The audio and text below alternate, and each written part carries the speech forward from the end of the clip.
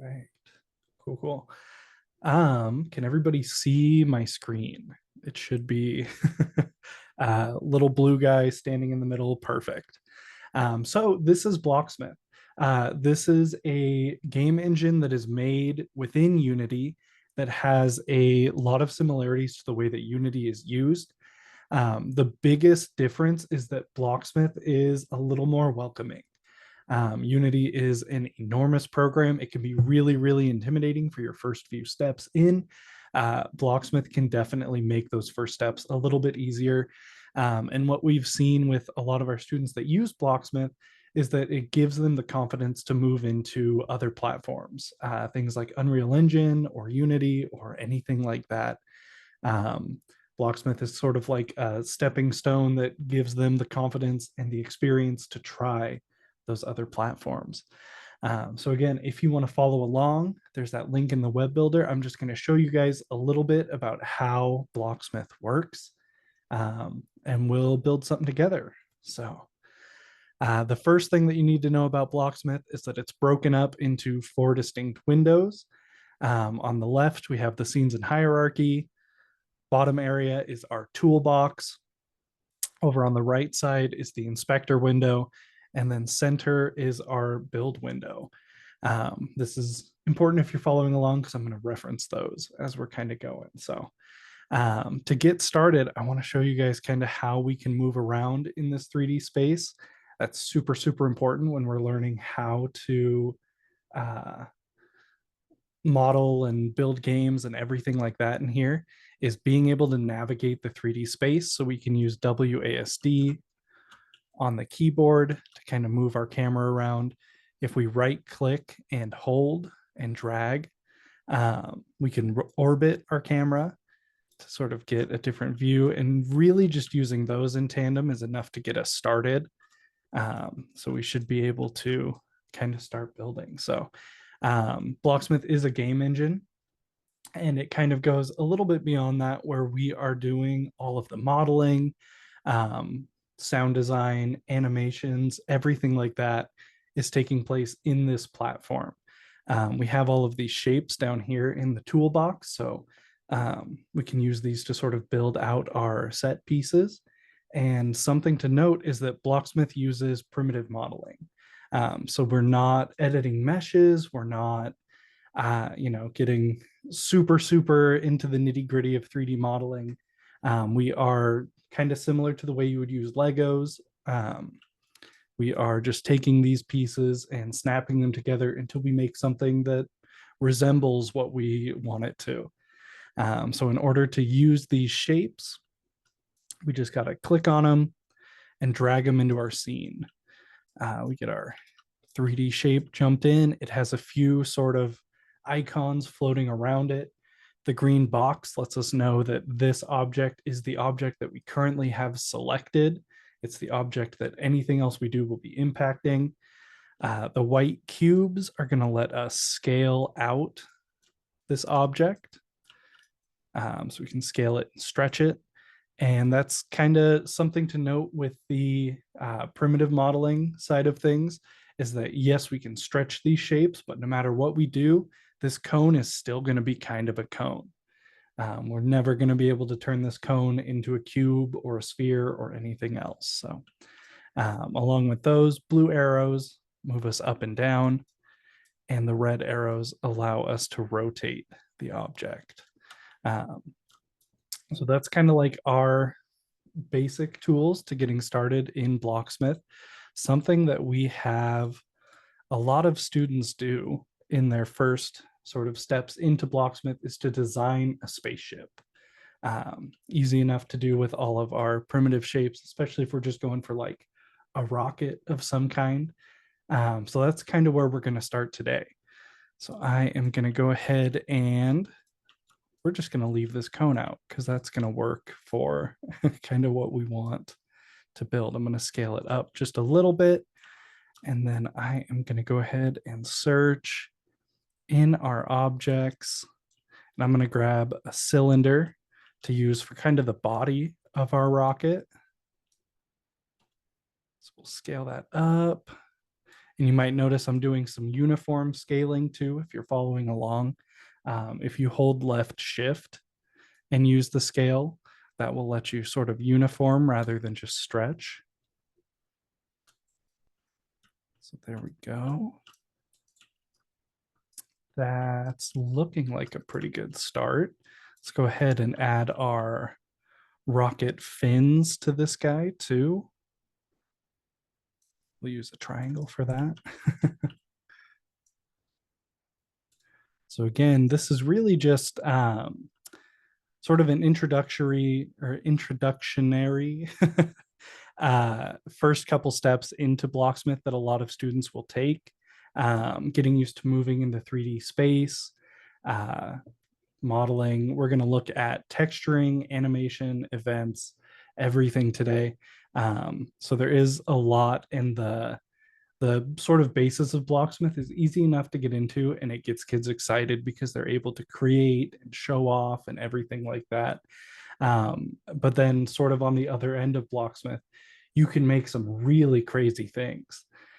We had a group of students this year that worked for a few months on creating an escape room experience, which is very, very complicated to put together.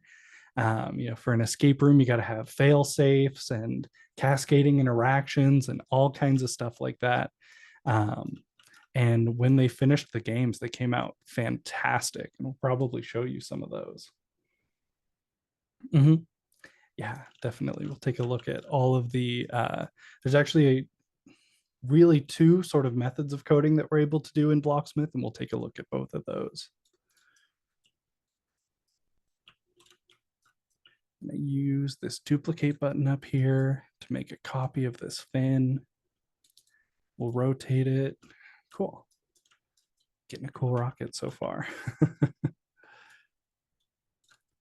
Just going to go ahead. And if you're following along, definitely feel free to take some extra time to sort of build your rocket. This is time for you. So explore with all the features we have and yeah, just try it out. One other cool trick I'm going to give you is if we have two objects that we want to sort of snap together in a really clean way, we can use the space bar on a selected object to bring up all these little yellow cubes. Those yellow cubes are going to be our snap points. And the way that we can use those is, I'll show you.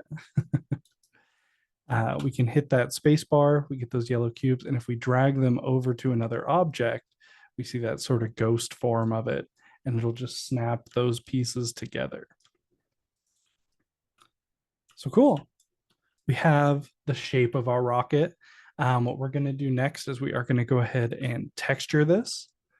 So I'm just going to make the majority of this aluminum, I think. And the way that our texturing works is you have a material. That's sort of where you start. It's really an underlying texture that you can use. Next to that, we have a color. So we'll do this. Search for textures. We'll make this one glass. So we selected glass. You can see it became a little bit transparent. Now we can click on this middle box and sort of overlay a color. So there we have kind of the blue. And I'm going to keep those red. I think that looks good. Cool. There's our rocket. So with our rocket created, I'm going to do something called grouping objects. This is really just taking all of these standalone primary models and grouping them together so that they'll move together. So we just select them. That's left click and drag to create the box. We'll click group. And a super important rule that we always have for students is you have to rename your group. So once we group that, we're going to go up here to the top and we are going to rename that rocket ship. The reason that we always have them rename groups is because over in the scenes and hierarchy window, we have a scene hierarchy that breaks down every object that's in our game. And if we don't name all of our groups, I'll show you. it becomes very hard to tell what's what because our hierarchy just turns into group, group, group, group, group, group, group. And then if we lose an object, it becomes very difficult for students to find it again. So naming conventions, very, very important. Uh, now that we have this model grouped and renamed, let's go ahead and animate it. Um, so we're just going to tell it to fly away. It's easy enough. To animate a model, we're going to make sure it's selected. We're going to go up to animate up here. And you'll see the button says add new animation. We can click that, or we can move, rotate, or scale the object to create an animation. And the way that animations work in Blocksmith is we're simply setting a keyframe, and then Blocksmith is filling the space between the keyframes. So right now, we sort of have our first keyframe as the starting point. If I move this rocket straight up, we get another kind of ghost version of it. And that's going to be our second keyframe. Now, right now, we can play the scene. Rocket flies. What we can also do is change the way that the rocket gets from point A to point B. So right now, it just moves in a straight line along that animation from keyframe to keyframe. We are also able to tell our rocket to loop. So I'm going to tell it to loop forward. That means it'll play the animation over and over and over again. Yes, we will. uh, we can also change the duration to make it move faster or slower. This is kind of a funny thing to go over with students because usually you sort of, your knee-jerk reaction is that a bigger number means it goes faster, but we're setting the duration so it's actually the other way. We want a slower number if we want the animation to play faster. So we are going to have it ease in as well. That means it'll kind of start slow, go faster. That might be a little fast. I think I'm going to put our duration back at 1. So now we have almost everything ready to go. Our rocket blasts off. The last thing I'm going to do with our animation is change the play mode, or sorry, not the play mode, the start at position to be current position. And what that's going to do is it's going to just let our rocket fly away. We can also play in viewer, which is what we're going to do, which lets us take over that blue player and we can see the rocket sort of flying away. Similar controls for controlling the blue player as when we're working in the builder. WASD to move around. Rocket's still there a little bit. Spacebar to jump, everything like that. But because of this, students are able to, build a game, build out a scene, put a few things in it, and immediately jump in, play it, share it with their friends, everything like that. So we've got kind of our basic rocket here. Little bit of modeling, a little bit of animation. What I really want to show you guys next is how the coding works in Blocksmith. And I am kind of flying through this. There is a ton to the platform and a ton that we want to show you guys today.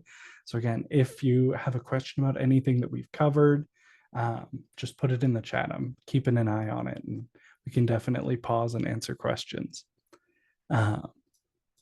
But yeah, next up is going to be the event system. This is our sort of primary way of coding in Blocksmith. It does a really good job of breaking down the way that coding has to happen and giving students sort of the building blocks to, become more comfortable with coding and start including it in their games. So I'm going to use our rocket. We are going to select it and go over to events. All of the coding in Blocksmith is object oriented, meaning that it has to be targeting a specific object. And in this case, it has to live on an object. We can't have freestanding code. So with our rocket, what we are going to do is just set up a simple event that's going to say, you're not going to launch until I click a button that tells you to launch. In this case, we'll just click on the rocket.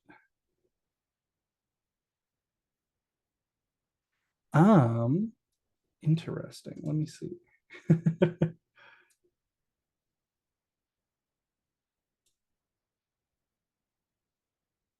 Go ahead and so right at the top right, Kara, you can see it says build mode immediately to the left of that scene button. You might have gotten jumped into builder light, which is something kind of cool. Let me show you that real quick. So Builder Lite is a version of the builder that is meant for younger students that are trying to, get into game design and stuff like that as well. So even though Blocksmith is a sort of condensed, more friendly version of Unity, we can even take that one step further and give them an even friendlier version of Blocksmith. So in this case, you saw the menu got simplified a little bit over here. Um, it's really just broken down into a few easy to use buttons, but not nearly as much depth as we have in the normal builder. Yeah, we can just click that button up there to jump back into full mode. Sweet. Awesome. Glad I was able to answer it. It's always awful when the first question is one I can't answer. Uh, Awesome. Well, we are going to keep moving. So back into our event system. Um, like I said, objects have to house events. So we're going to add a new event on here. And something that's super, super helpful about this is it is sort of block-based coding. And each of the nodes has the ability to, or I guess you can sort of hover over the node and it'll break down what that block means. So if we hover over interaction start, it says triggers when a player starts clicking on the object or button down. All of our events have to follow a sort of cause and effect format.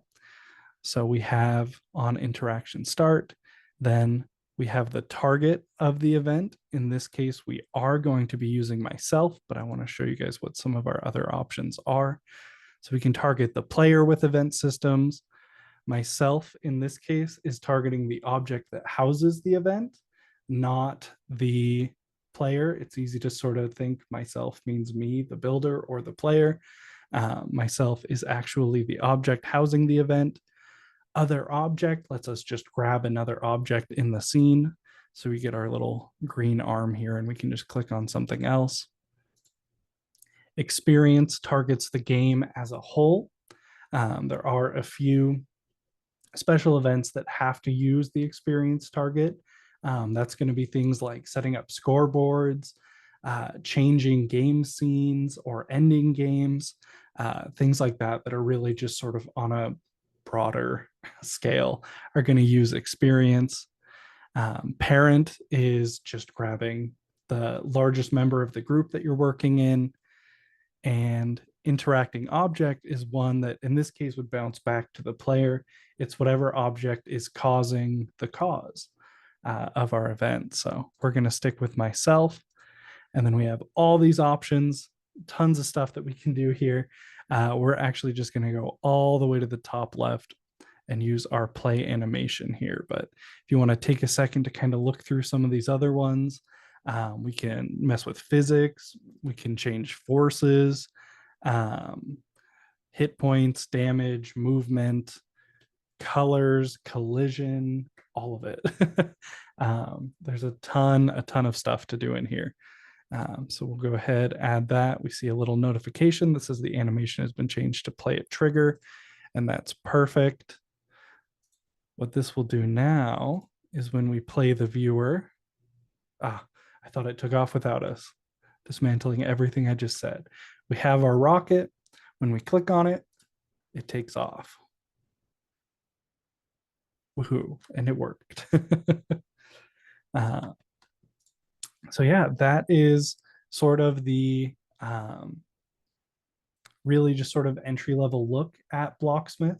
There is a lot more that we can do. So going sort of beyond this, we're not going to get too into the JavaScript today. I just want to show you guys that it is here.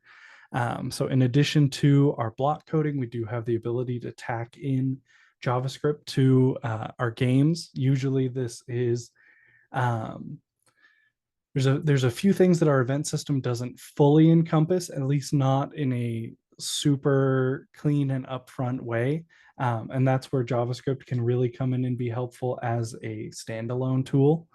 So things like uh, random intervals, setting unique spawn locations, and sort of continuing that onward into infinity in some games. Like we created a Flappy Bird game that uses JavaScript to spawn pipes, and some stuff like that. So, in order to access the JavaScript, it's easy enough. We just have to kind of keep the same event. Instead of do nothing, we are going to tell it to run the script.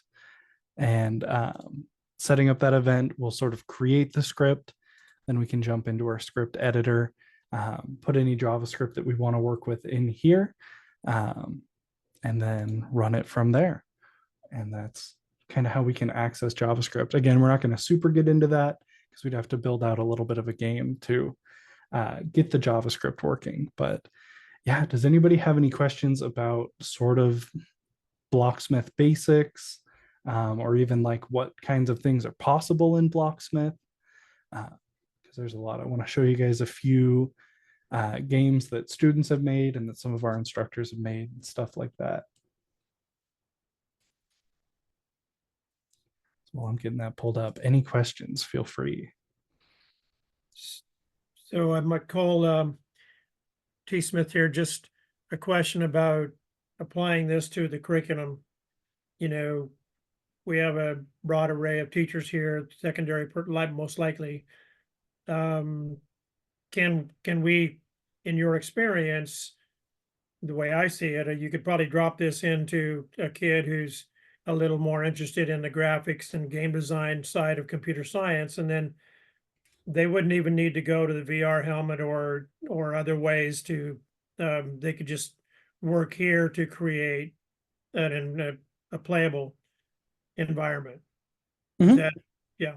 Yeah, absolutely. Blocksmith, thank you for bringing that up. I totally forgot.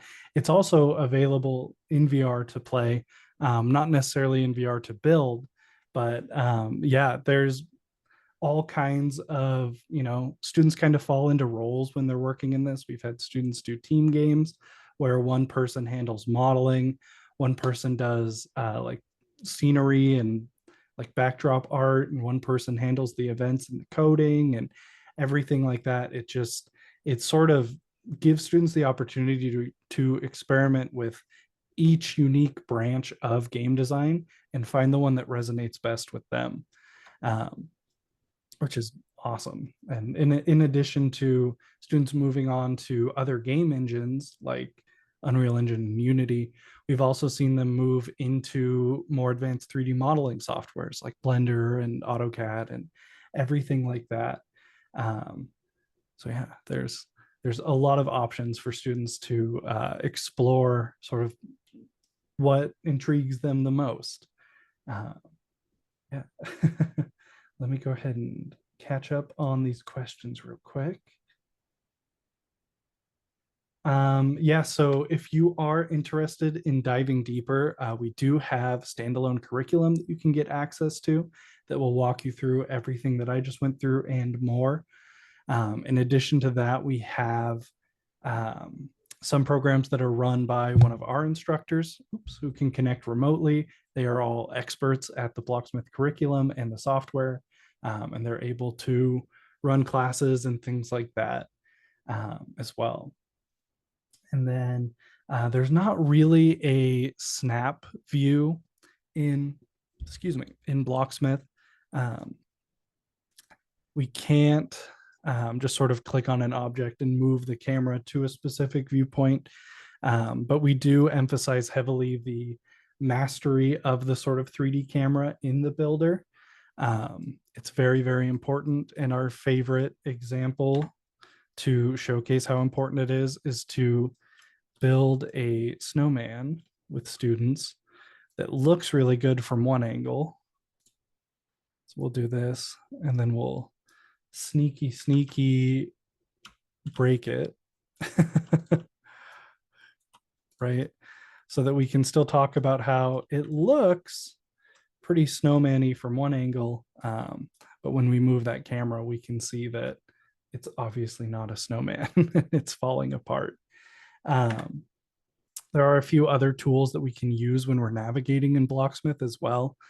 We have a focus key, which is on F, and that will just snap the camera to whatever object we have selected, or the player if we don't have an object selected.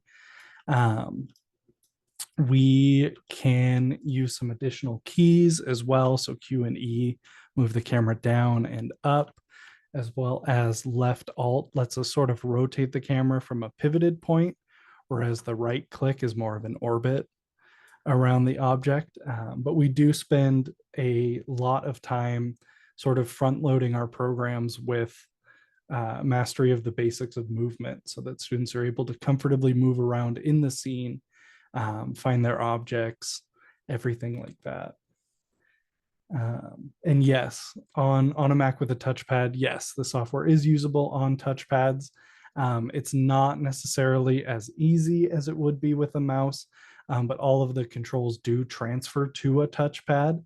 Um, and I tend to use the bulk of my movement is allotted to the WASD keys to just sort of move around like that. Um, so yeah, most of our programs are actually run on MacBooks.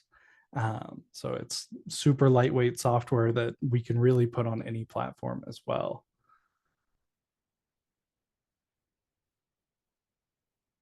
Yeah, well, we'll get into the AR VR stuff. Hopefully when Marcus joins us. And let's see. uh, Training videos. So most of our Blocksmith specific content is internal. So we kind of hold on to it. There's not a lot of YouTube tutorials or anything like that floating around. When it comes to training you on Blocksmith, like I said, the bulk of the resources are just going to be in that standalone curriculum that we'll take a look at here in a little while as well.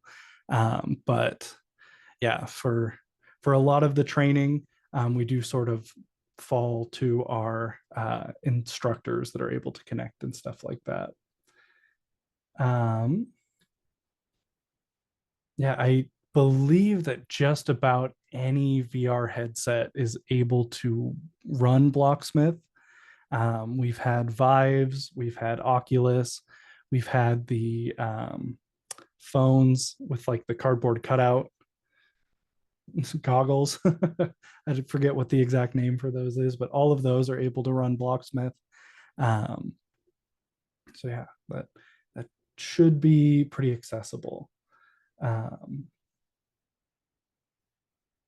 okay, Meta headsets. I believe Meta works. We work very well with a lot of Meta technology, but well, when Marcus joins, we'll 100% confirm with him. Um, so yeah, I want to show you guys a few of the creations that we've seen some students make, um, as well as some sort of cool backend things that we're working on as well. Um, so these are some of our foremost games. If you have the web builder pulled up, you can actually access these as well. Can run through some of these. We got fruit slicers and story games and everything like that. Let's see. We have some student experiences with some terrifying models. Let's see. Don't know how well some of these are going to work. Explore the weirdness. Yeah.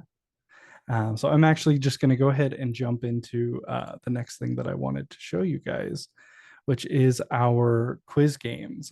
So when it comes to using Blocksmith for classes that aren't necessarily related to computer science or something like that, we created a set of games that function as quiz games or quiz templates for students to use. So we have a few. Some of them are multiplayer, some of them are single player. And this is one that I want to show you guys. We'll just do a quick run through. So this is sort of took some inspiration from things like Wipeout and American Ninja Warrior and stuff, but this is a quiz game centered around an obstacle course where students compete to finish the obstacle course in the lowest amount of time. The way that it works is when they get to a gate, they have a question pop up, and these questions are things that you can load into games. You can generate your own quizzes and then just plug them right into these games, and it'll pull from the pool of your questions. So, what process results in the Earth's crust becoming thicker and more elevated? Orogenesis. Yes. We can run through games like this. Usually, these are created to support around 20 to 30 students. So we can have a whole bunch of kids in here all competing and bouncing off of each other and everything like that, um, to get through these games. And this is just one game. We do have, I believe, 8 different games offered right now. So we have a fishing game. We have a game where they are conducting a train, as well as a few others. So pretty cool stuff there. I do want to, yeah, we're doing good on time. I want to show you guys the platform backend a little bit as well, real quick. And then, yeah, we'll kind of go from there. So I got to change my share screen. Give me just 1 second.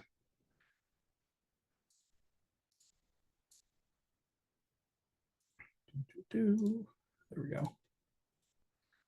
Awesome. So, also, quick note, Blocksmith accounts are free to create, and you do need them to save your anything that you've built. So, in the sort of top right, you should see a sign in button. If you want to create an account, that's where you can do it.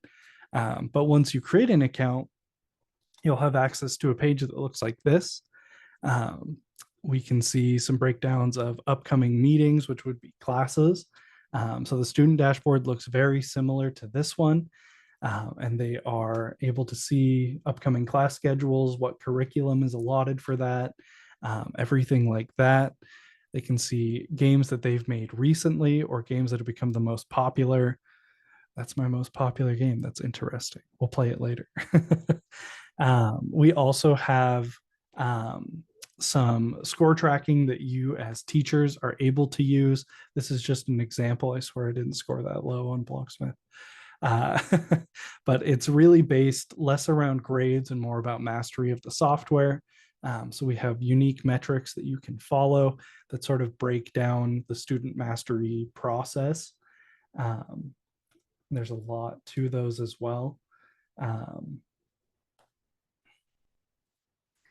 Yeah, your avatars. Students are able to create their own avatars, which is something that we think is really important for multiplayer games, as students are able to see themselves in the games.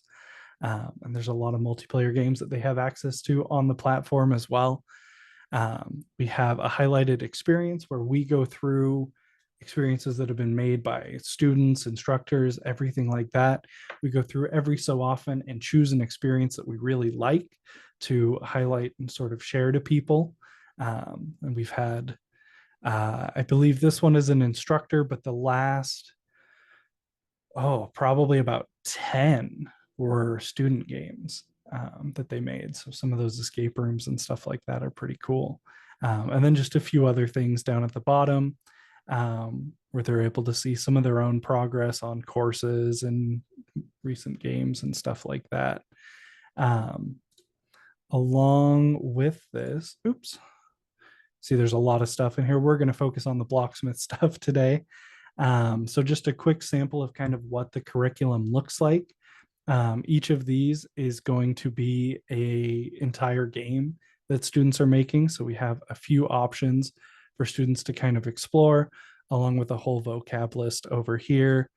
We have those skills broken down that we saw in that radar chart. So just working on the different facets of student mastery.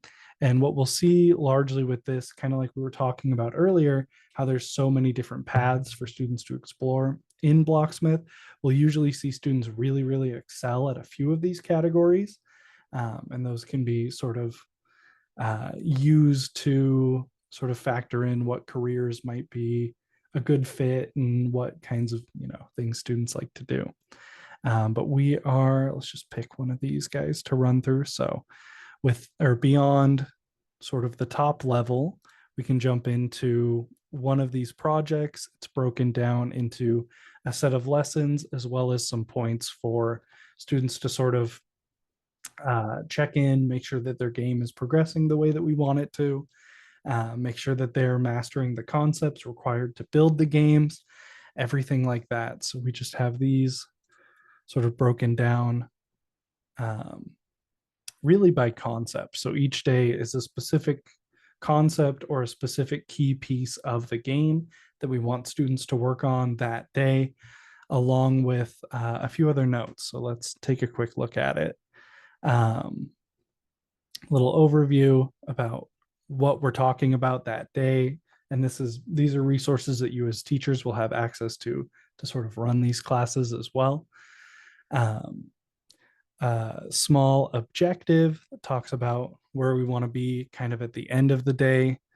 Subject info breaks down sort of why we are covering this topic. So this is day one. This is Blocksmith Basics. Our subject info is talking about how important it is to learn how to navigate in a 3D space and some things like that. And then we have set notes for you as teachers, along with, in this case, you have a slideshow, some visual representations that you can use, and expansions. Expansions are super, super helpful. Those are, if you have some extra time at the end of class, if you have a student that is just excelling at what you talked about that day, expansions are something that you can give to the students to fill a little time or to help keep a rockstar student occupied without sort of getting ahead of the rest of the class. Uh, then we have our sort of basic agenda that breaks down the actual subject matter of the lesson. So again, a lot of these teacher notes are more geared toward helping you understand sort of the goals of the lesson, what's going to be in it. And then the agenda itself breaks down what you are going to be talking about and presenting, and everything like that, along with some helpful notes. So lots of stuff in there. And students will also have sort of a limited view of the lesson. So from a student account, they can see into the student materials tab, really just a few sort of key informational pieces for them. But most of the information does come from the teacher or instructor to sort of get them started on that. Oh, Cole, if I may step in, this also may be a question for Jay. Are any of your lessons tied to standards or have a cross reference for, say, for example, CSCA standards? I know that teachers are, when I was required to post standards, it always was great if I had a resource, a turnkey resource for me to do that. And so is that something that's available or working on, or are we on our own? Yeah, so that's definitely it's something that exists and is currently being expanded on. So in most cases, we are more focused on sort of like the ISTE standards and national level standards. Initially, those aren't referenced in here, but we do have standalone documents that break those down. And we're sort of looking for a good place to put those in here as well. Um, but yeah, we do have a lot of standards alignment already included in here. And then we are sort of going through state by state and incorporating more of those alignments. Um, that's a little bit of an undertaking, but we are currently working on that. So we'll have access to more individual state standards. Um, yeah, particularly in this case, a lot of we're teaching game design and coding. So most of it does fall into computer science, and sometimes we can pull from like some art standards and stuff like that as well. But yeah, we're national level standards, yes. State level standards are in development and or still kind of being flushed out.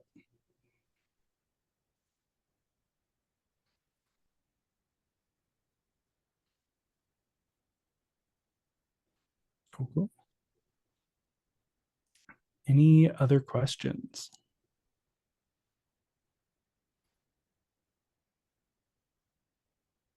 Cool. I don't want to get too ahead of ourselves because I know that Marcus had a few things that he wanted to share. Um, oh, that's a good question. Yes. The web app does run well on old Chromebooks. Um, I believe that we have a Chromebook from 2013, I want to say, that we test everything on, just to make sure that it's able to run on those sort of older Chromebooks. So it should be okay to run on really anything. It's a very lightweight software.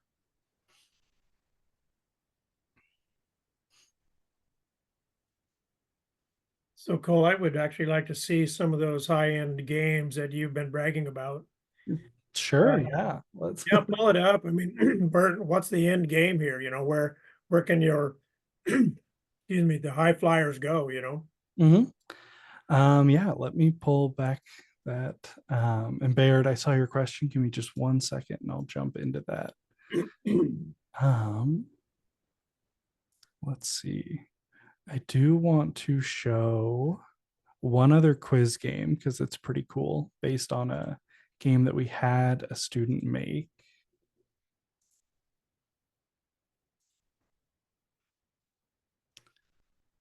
I have to remember what the name of it is. Here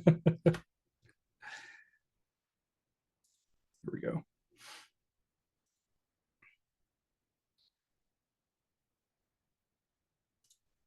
And there we go. You guys see play fruit slicer trivia on my shared screen?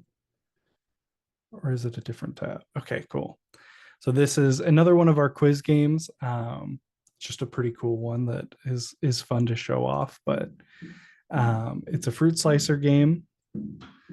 So we can see it tosses fruit every once in a while. And kind of the premise of this game is that as you answer questions, the interval between fruit getting launched decreases. Um, so you run through and we'll just answer a few of these.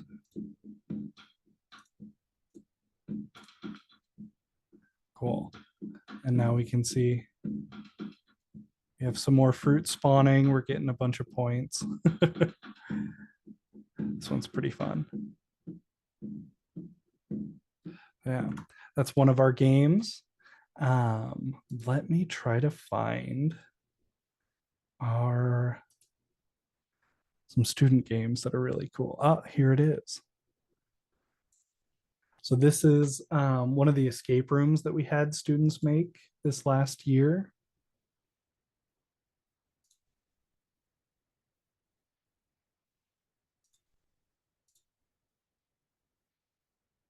Where'd my Zoom meeting controls go?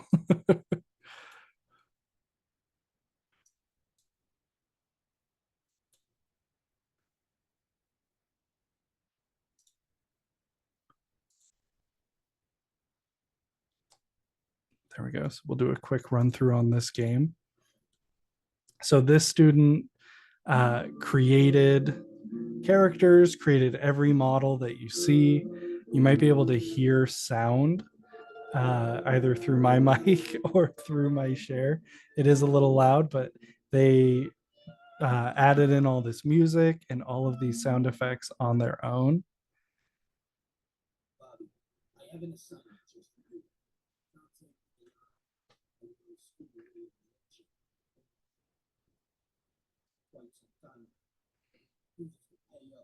We don't hear the sound, No sound from this one. That's all right. Well, the voice. I can kind of hear it, but yeah, it's probably just picking up through my mic. Um, that's all right. So Cole, was this a team or a student over a period of time? What's the context? So this was a single student in one of our classes this last spring um, that has worked in Blocksmith before. Um, oh, interesting. I'm not sure what's going on with it right now. I don't think it's supposed to be this dark. Um, I'll have to see why it's so dark. Um, let's do this. We're not going to go through that whole cutscene again. We'll just do a little walkthrough. So this is kind of what some scenes end up looking like. Interesting. It must have loaded weird. We'll give you a little view behind the scenes since it's not super cooperating right now. But lots of this is my favorite part of the game. We'll jump ahead to it. Um, but this is a scene where you're in a car chase and you have to just navigate your way down the road without getting caught. So they were able to incorporate some sort of car mechanics and some stuff like that as well.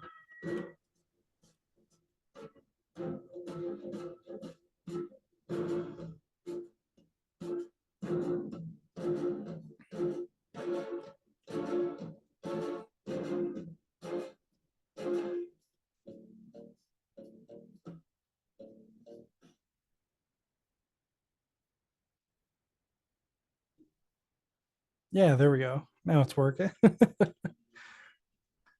Crash into a warehouse and do some exploring in here. So yeah, again, this was just a single student made this over the course of a few months, working with one of our instructors, and this is just one of them.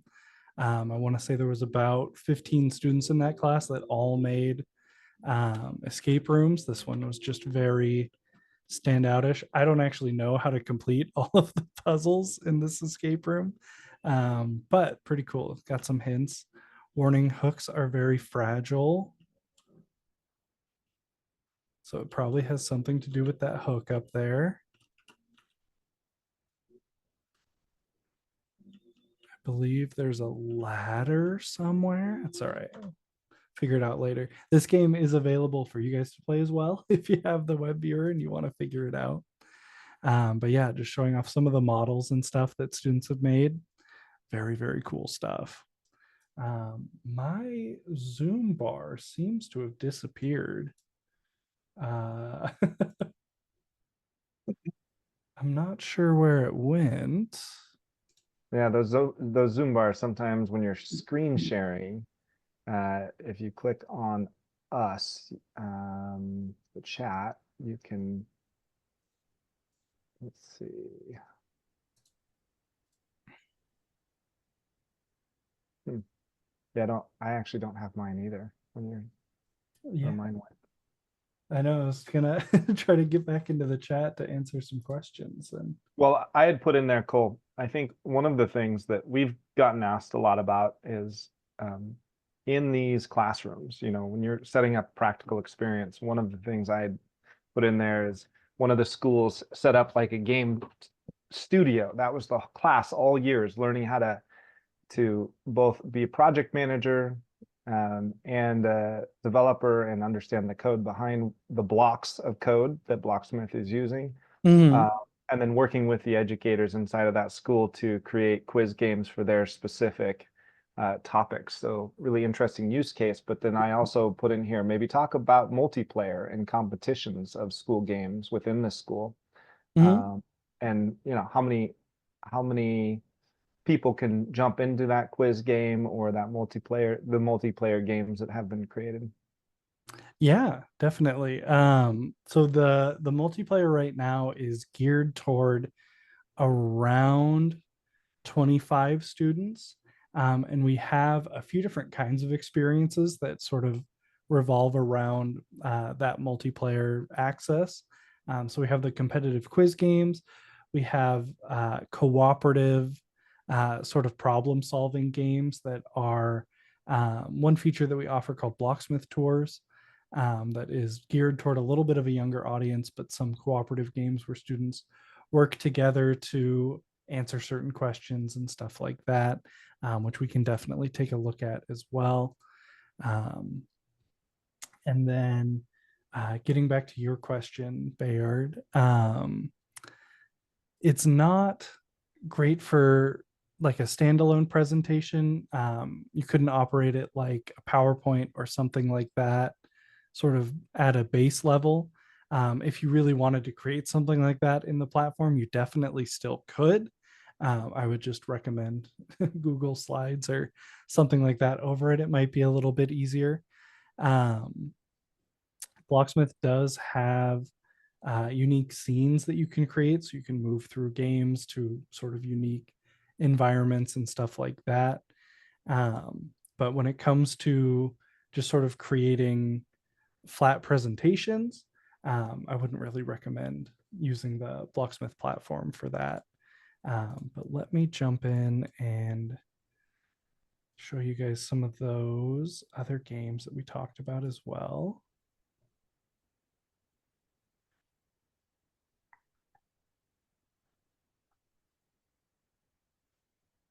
Here we go.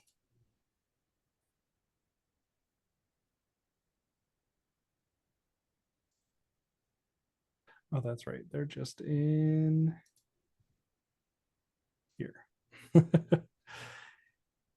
And I wanted to do animal habitats for this one.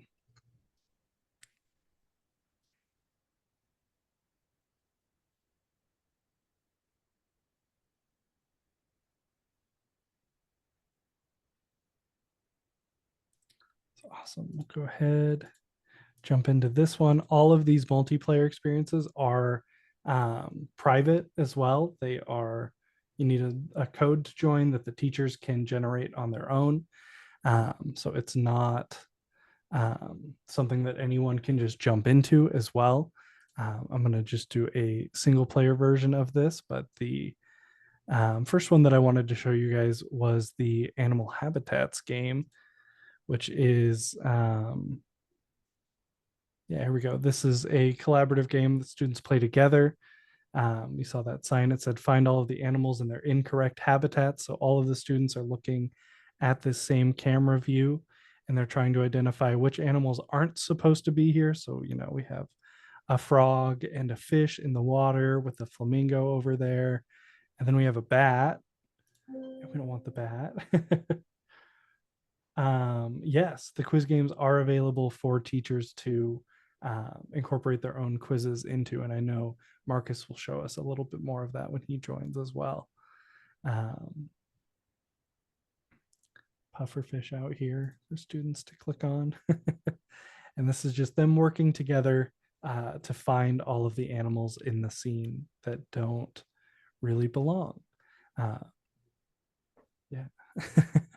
And then from a teacher's perspective, they spend a semester to, you know, getting the students to have a final project game by the end of the year. And when that game is created, and whether it was a team or, you know, individuals doing their own game, when they leave that class, their game, it can be made available in the public space so that they can continue to have that link to show in the future, right? Mm-hmm. Absolutely, yeah. And we have some tools within the platform as well where students can sort of group their games together in a sort of portfolio. Um, that's a really important part of it, is that students are able to show off the work that they've done and demonstrate their expertise and their mastery over the software. Um, yeah, so definitely And they're able is to. that Oh, sorry, go ahead. is there any export functions available for students? I was just thinking about this. If I wanted to, you know, once the game is created, it's using between Java or C# and Unity. Is there an export function for that game to for the student to actually have any ownership over that game beyond it sitting in the Blocksmith platform? Mm-hmm. I know that we were experimenting with that a little bit. Let me see if it's active. We'll just pick a a game that we know one of our instructors made. So we can export the game as a whole. Oh, that's our models and stuff, actually. Um, yeah, so I don't believe that we ended up including a way to export a standalone project just because a lot of the um, systems that we would have to use to be able to export would Mhm. be sort of like taking a Unity game and then adding filters and then exporting it. Mhm. So it got a little bit messy, but all of the games that you create in Blocksmith are accessible as long as you have an internet connection, um, just flat. We do have standalone web viewers where you can generate a link to a game and post it somewhere, and it'll just pull up a flat player for that game.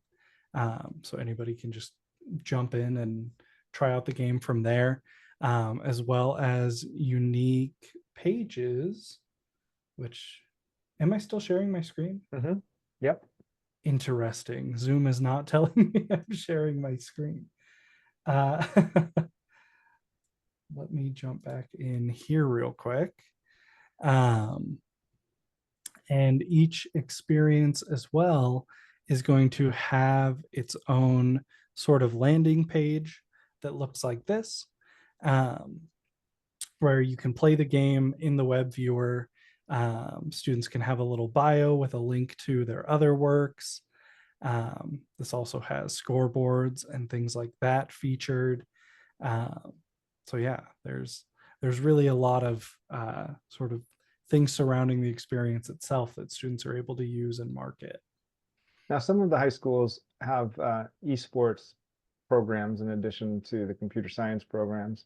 And Mhm. I'm just curious if any of these games have been used, created in the CS courses, and then used for the esports programs. We have a few games that are, um, I would say, competitively viable enough to take a shot at that. Um, the big thing is that usually when schools want an esports program, they have a specific game in mind Mhm. already. Yeah. So we run a lot of our esports programs with, Rocket League and Overwatch and stuff like that.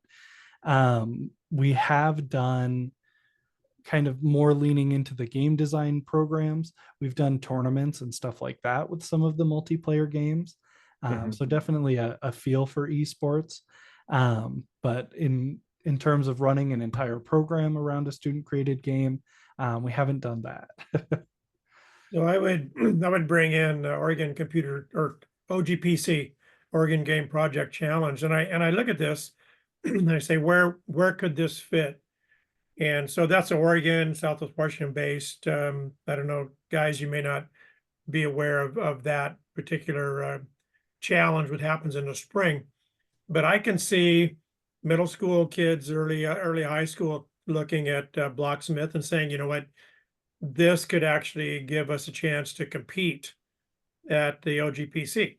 So, for those of you who are on here and know or listening on the recording that have OGPC teams, I can see that this would definitely be an option for your teams.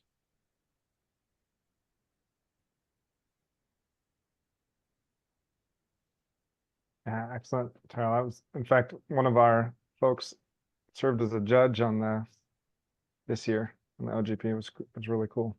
No, very good. Yeah. Awesome. Does anybody viewing have any more questions that they want to go through, or we're good I'd to? lo I'd Oh. love to hear from any thoughts of some of the teachers on here, just um, whether feedback, like this would be really cool to add as an experience, or something that they would want or need. I think that would be interesting to hear from any of the teachers that are willing to chat that are on here at this time. Anybody up for being brave?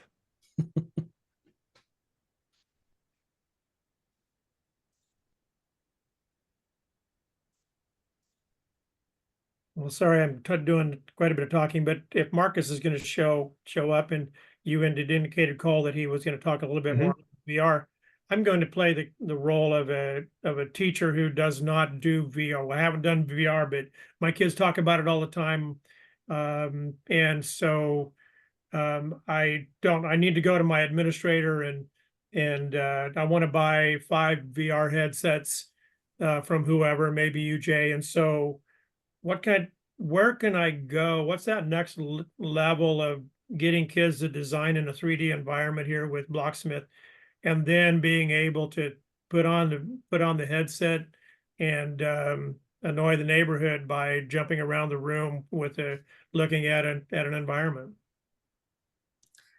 Yeah. So when we are, working in Blocksmith, we kind of take it, um, or I guess let me rephrase that a little bit. When students are learning how to use Blocksmith, it's really sort of each new lesson adds a new level of understanding as they're sort of moving through the software, that really builds off of everything that they've learned before. So we make sure that they have a complete mastery of one subject before we move on to the next one. Um, and when we are sort of just learning, the hard information surrounding Blocksmith, how to use the software, there is also a lot of discussion about the way that we design games to make them fun, compelling, keep players coming back, everything like that. And as we make more and more advanced games, those ideas become more and more prevalent. Especially, I wish we could have gone through that whole escape room game, because you see a lot of those ideas really coming to fruition, demonstrated by that student's work. As we sort of pivot into VR games, we do have to change a lot of our, I guess, perspective on the way that we're building games in Blocksmith. A lot of what we do is based on the limitations of the player object in Blocksmith, because Blocksmith is a completely player centered experience. So when we switch into VR, we have to really kind of take a step back and learn what it takes to make a specifically a VR game. Not really, I would say a lot of games can very cleanly be transitioned into a VR game, but definitely not all experiences are capable of, being played in VR. Um, so when we are talking about what makes an experience VR compatible with students, we have to talk about the way that they interact with the scene. Some things are going to change. We don't just have a mouse where we're clicking. We have two hands that are able to hit things and pick things up and everything like that. um, there becomes a certain element of just naturally incorporating physics into a game. Playing a VR game without physics can be a little bit disorienting. So we go a little bit more in depth into how to incorporate physics into a game, what looks good and feels natural, and everything like that, as well as kind of the really core ideas of VR, which is like how to prevent motion sickness in your game, because that's super, super prominent when you're playing in VR. We want a lot of the movement to be player driven now. It's kind of hard to include moving platforms and things like that in a VR game, because you'll have people who are playing it falling over or getting sick or everything like that.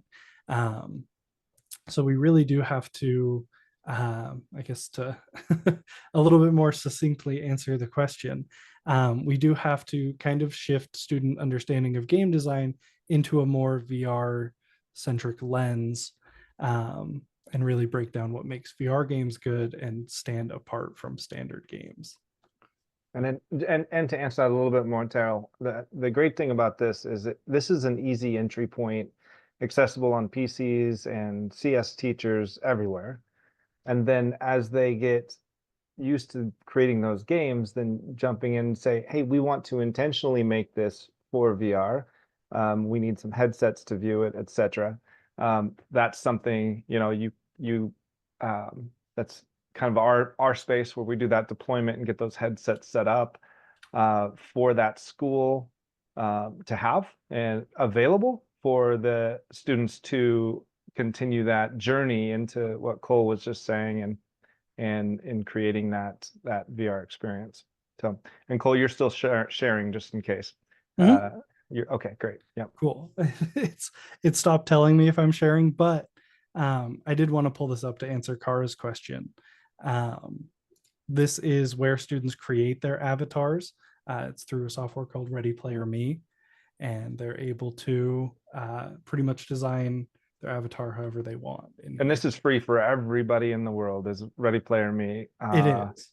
Because it integrates now with over 480 different games in the world and growing daily. The RPM software is great, because once you've created your avatar, a game will offer you the RPM integration if they've signed up with RPM, and your avatar appears according to that game. Each avatar appears a little different depending on the graphics that are used in that particular game. And it'll say, this is the avatar for such and such game that you'll be using. So, but it starts with the base avatar that you're looking at here. And then there was one game, and I don't know if you answered this. Terrell, you said, are there 8 quiz games available for teachers to edit, add their own questions, and create a bank of quizzes? Did we get that answered? Yeah, we went over it kind of quickly, but yeah, Okay. all of Yep. those quiz games, I believe, are accessible or being made accessible. There's still a few sort of bugs that we're working out on one of them, but for the most part, yeah, those are ready to go, and it's super easy to implement the questions. I'm sure that's something that Marcus wants to show everybody.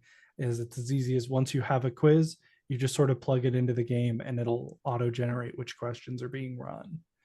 And Cole, at one point we talked about showing where you can analyze the code for the blocks, hence the blocksmith. Yeah, let me switch my share real quick.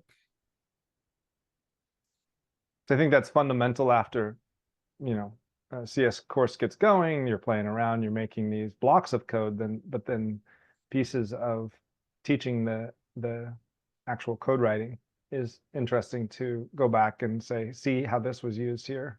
Mm. So there's not really a direct sort of pipeline into coding that we would be using directly in Unity. The big thing with Blocksmith coding, and we'll see if there's some decent events on any of these guys, just in this experience that I had up. Nothing too crazy, but this will still kind of illustrate the point. Is we really just want to emphasize with students sort of how, like, what the real purpose of coding is, and what kinds of things we make happen specifically with code, as well as what a good sort of base structure for implementing code looks like.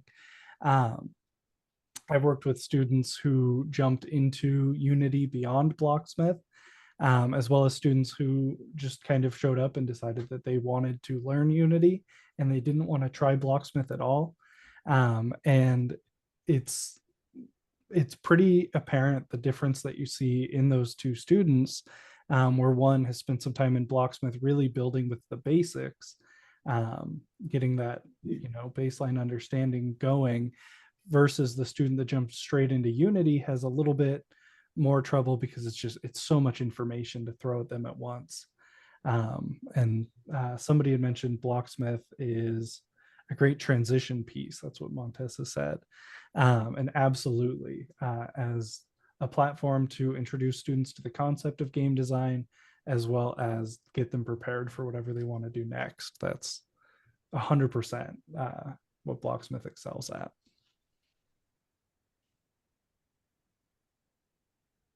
I want to just confirm the idea over the recent years, Game Maker, which I used for a number of years, you know, somehow got bulky and it was monetized and struggled with using it. What I love about this is that it's free. It does what Game Maker did in the sense of getting kids into the computer science and digital design, and without all the struggles of financing and licensing and so forth. Sorry, Jay, I don't know how you're going to monetize this, but from a teacher who didn't have a lot of money and wanted to provide some of the latest and greatest, I can see there's a lot of possibilities here. Yeah, I mean, there is we've talked about the free logins, etc. But as an institutional account, there is a super affordable license for 30 students that is allows the teacher to have access to that dashboard of students, etc. So there's two versions for sure, and the institutional one comes with the private server for the educator and their students, etc.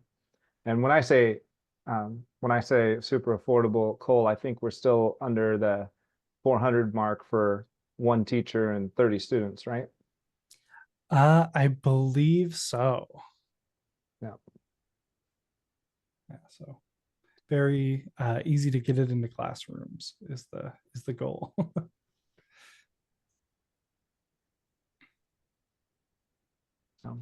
Yeah, Marcus will be coming on in 6 minutes. If there was any other thoughts or questions around this, I don't know if you covered this, Cole, but I'll throw some thoughts out there. What if I have my own object and I want to bring it up into my account for my students? Mm-hmm. Yeah, no, that's yeah, perfect. Let me show. So we also do have the ability to import 3D models into Blocksmith as well. Not just 3D models, sounds, images, sort of everything like that. We didn't go super into all the objects that are available in the toolbar or the toolbox, but you can take a look at some of these. I think I'm sharing the right screen. Am I sharing Blocksmith? Mm-hmm. I see Cool. it. Usually there's like a little zoom window around it, but I don't know. Anyway, so we have a 3D model import here.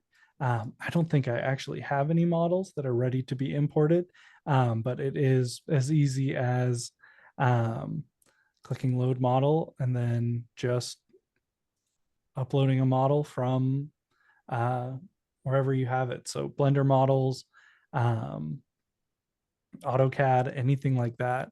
Super easy to just bring it in.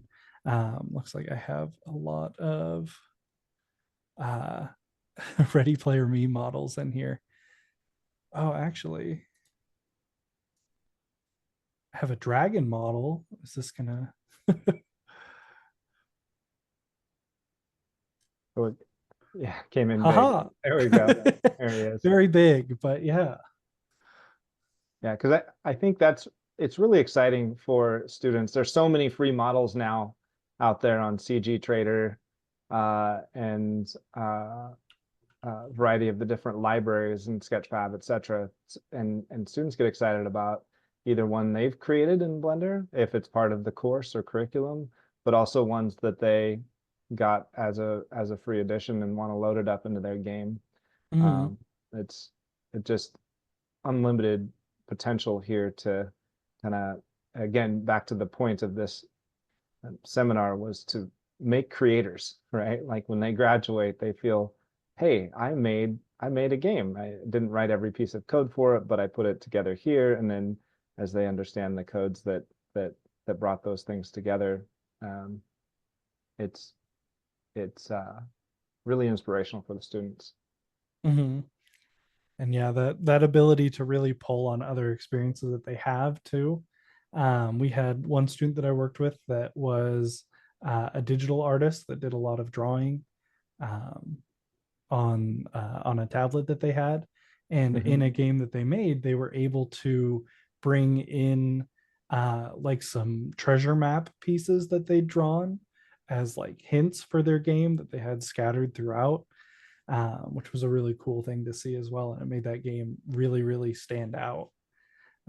So It'd be interesting too to see a school that is focused on, game design, having the students think of a game that they want to build out more fully than even the capabilities here in Blocksmith, but really put an MVP together of the game, various scenes, and go over all of the process of game making, from Mm-hmm. conceptualization to execution to then I guess probably a little bit more advanced than high school uh, business models for bringing that game to market. Mm-hmm. Definitely. And it's funny that you kind of bring that up because we've had students who use Blocksmith for planning like anything. We have one student who built his room in Blocksmith with all of his furniture so that he could like plan ways to reorganize his room without having to move it and stuff. And then also regarding the MVP comment, that is a part of our curriculum as well, is planning out all of the necessary pieces that go in. We have a game design document that students will use for their sort of larger scale projects, just to really make sure that they have a good solid base that they're starting for, or that they're starting with when they're building these games. But yeah, it's a very open-ended system. So And I should mention too, if there's CS teachers watching this and they haven't jumped a lot into 3D creation and games like this, there's also a facilitated course that is taught by STEMforge for basically it comes into the school um, remote viewing or live in the class virtually, and can be led maybe for 1 year, and maybe that educator is learning alongside the students, and next year they teach it. So it is sort of a step into that space without too much of a lift on the educator's part of learning. mm-hmm, definitely, yeah. And I Um, mean, I, oh, I have another question for you, Cole. And like the CSTA national website, where CS teachers are grouping together around, let's say, I don't know how many total Blocksmith teachers are out there at this point, but do you guys have a community forum where educators can start asking each other questions around this and how they're using it in the classroom and for ideas and all of that? Do we have a community educator forum of Blocksmith yet? we do, in the form of most, I would say the best fit to that is we have a Blocksmith Discord server that's publicly available.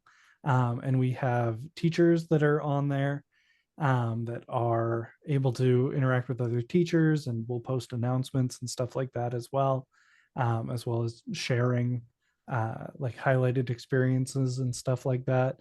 And there are also some longtime students that are on the Blocksmith Discord as well, that are able to ask questions and stuff like that as they're working on their own projects.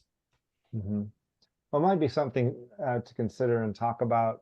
We're putting together a large collaboration of educators nationwide for K-12 beyond just computer science, but all educators using immersive technologies in their classrooms.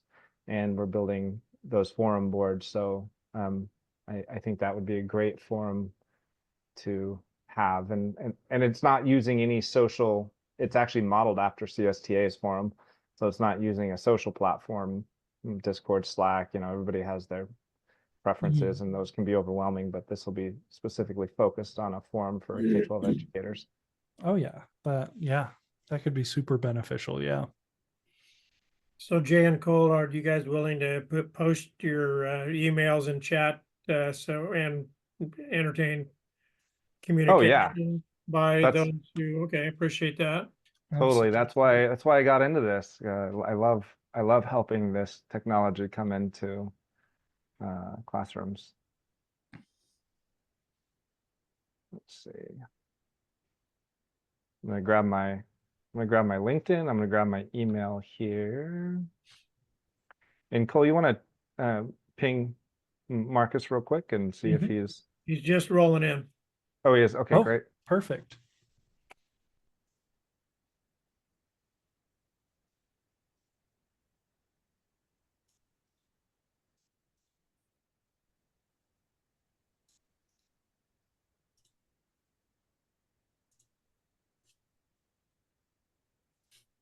At least I admitted Jay. Hi, Marcus. There we go.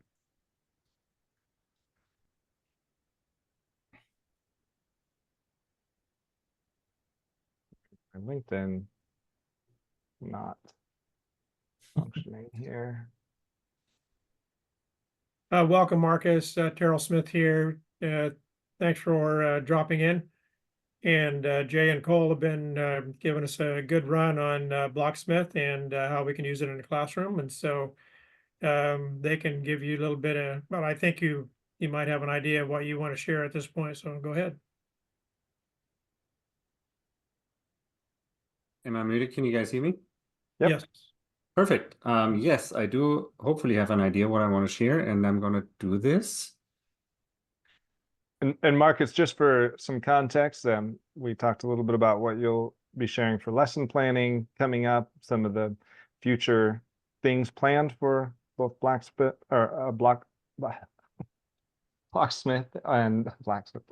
and STEMForge together. But also there was a question we wanted to talk about the future plans of having any of this with AR capabilities. Absolutely, yes. So yes, we've been looking at what we are doing with our system, and Cole gave you a good idea how the games made in Blocksmith look like. Cole, did you have a moment to dive into the portal? Yeah, just a little bit. We looked at some core structures and some stuff like that. So nothing too intensive with the AI side of the portal. Okay, no, perfect. So everybody has seen what we're doing behind the scenes there and the tools that we're giving to teachers, which is really a lesson plan and a software creation management tool, right? We make the lesson plans for esports, for game designs. You get the lesson plans, our instructors take those lesson plans and bring them to the students. So it's pretty natural for us that we are using AI here for two things. One is we are creating lesson plans on the fly, and we're giving you, the teachers, an option to create lesson plans on the fly.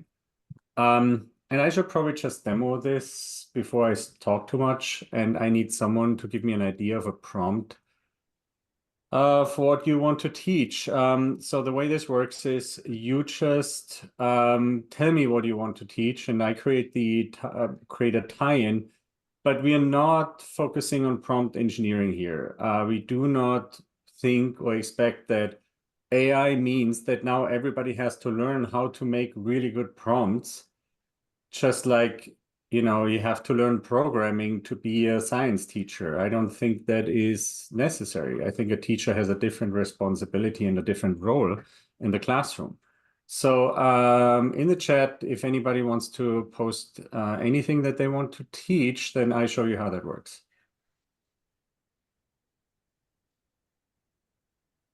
If not, I'm going to make something up, and I consider that a warning. I usually don't make up good stuff.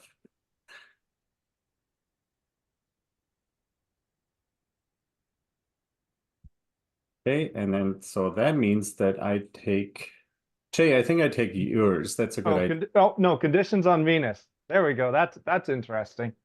Oh.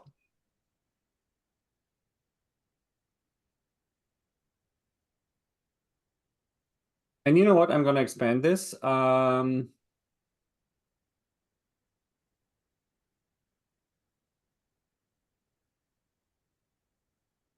Because why not? I tried that the other day and it was pretty wild. Let's talk about that for fifth graders, 3 lessons, 1 hour each. So I think most of you have seen lesson plan creators in one way or the other. We know that the big guys are working on this, no matter if you're looking at OpenAI or CoSpaces, Magic School, any of those, you have seen lesson plans before. What we are doing different is a couple of things. number one, our lesson plans are extremely detail rich. That's a feedback that we got from all our teachers, that they prefer to have lesson plans that are like fully loaded with information. Second, as I mentioned before, no massive prompt building as you would need with like Copilot, where you go like, you have to tell it exactly what you want. In this case, we tell it what we want. We say, we want something for 3 hours that talks about this and that topic. And the other thing is, as you will see, we're tying in games. So I'm going to do 5th grade science for that one. That's where I will save it. And that now goes right back into what Cole has shown you to a degree. And what we're suggesting is to teach this by giving an introduction to Venus first. It talks about Venus versus Earth, a comparative study. And then it suggests the Olympic Games on Venus. So bear with me because I kind of really want to see that one. So I'm not going to give you the introduction. So what we have here is our lesson plans for each hour give you a teacher overview. You get student materials, and then you get an agenda. And the agenda is a pretty precise suggestion on how to teach this 1 hour. So first it says like, okay, here is an introduction to everything, and it goes like, okay, can you host the Olympic Games on Venus? I don't think that's a good idea, but I'm not a science expert on Venus. Well, I know enough to be dangerous. It's not a good idea. So then it suggests, okay, after the initial introduction, see how it does a recap of the previous lessons here. So just make sure that everybody still has that in their mind. And yeah, at 900 degrees Fahrenheit, that might prove to be a little bit tricky. And then a group brainstorming. So you have this fun tie into a current event and the topic that you want to teach. And this gives a teacher a lot of ideas on how to do this in a fun yet deep learning way.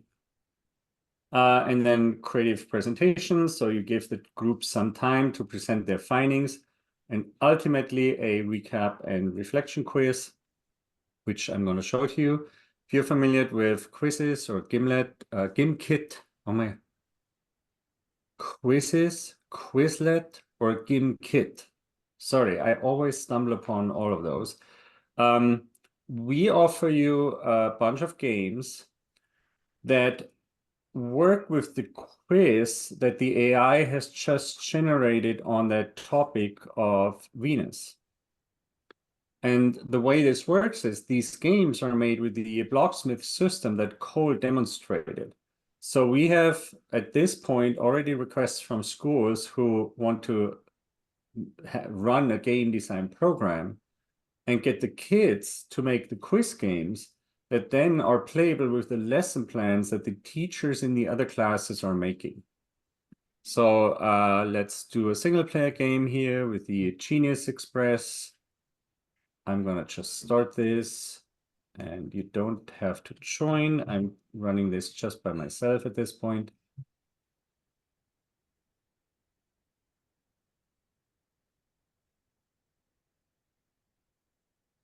And let me know if you can see this. Right now you should see nothing but a small progress bar. And this first game is a simple train game. It's 2 minutes, I think, and it's make the train go as fast as possible. But what this really is, it's a quiz game behind the scenes. And what we're doing here is we're asking as many quiz questions as possible. But in this case, we are repeating the quiz questions all the time. And when a student answers them, we expect the students to learn more and more how this works. And every correct answer will get them forward, will make the train move faster. So I'm gonna recruit Jay and Cole, or anybody who wants to chime in. A 100 degrees Celsius, 462 degrees Celsius, minus 50, or plus 210. 462. Say again? 462. I think Oh, I was too late. Time. It was too late. But thanks for helping. And you're here by the Venus expert. What's the atmospheric pressure on Venus compared to Earth? Equal, 92 times higher, 10 times higher, 50 times higher. 92. 92, okay. I would have guessed 10. I'll ask you from now on. I don't know. Am I right? You Yep. were right. Okay. Which gas predominantly makes up Venus's atmosphere? CO2. Carbon dioxide. Perfect, that was good. How might athletes be protected from Venus's high temperatures during the Olympic Games? Sunblock lotion, sprinklers, specialized cooling suits, or regular sportswear? Specialized cooling suits. I think so too. Perfect. Why is Venus often called Earth's sister planet? Same size. A. Perfect. Yes. I was just reading the others. And we're back to this one. And now I know it because you are a great teacher and I'm a student playing a video game. So I think I would probably be able to know all. Oh, there you go. Okay, here's my scoreboard. Well, this is exactly how this works. And with that, I'm gonna go real quick and see if this has populated. Sorry, here I have all my screen controls exactly where I don't want them. Marcus, as you're doing that, quick question in terms of students being creators here. If the educator kind of went through exactly what you just did and said, hey, your project today is to create a lesson plan for a particular subject and pick a game or create a game using Locksmith as a final project for that subject matter. The student creators have access to this? Is your question if the student creators have access to the quizzes or the game? The lesson planner. We've been hearing that sparingly. So real quick, and then I can stop my screen share. So this is a quick assessment that we have built in at this point, so everybody can, right after the quiz session is done, look at how their classroom performed. And you can also see the details on which questions they were solid and on which questions they were not so solid. So you have a good understanding of where the class stands. And you can obviously also go in and edit those quiz questions and double check what the AI is doing. We would never recommend on just leaving it like that, but this one worked out pretty well. That was a pretty solid quiz and it used both the learning material we wanted to do as well as the tie-in.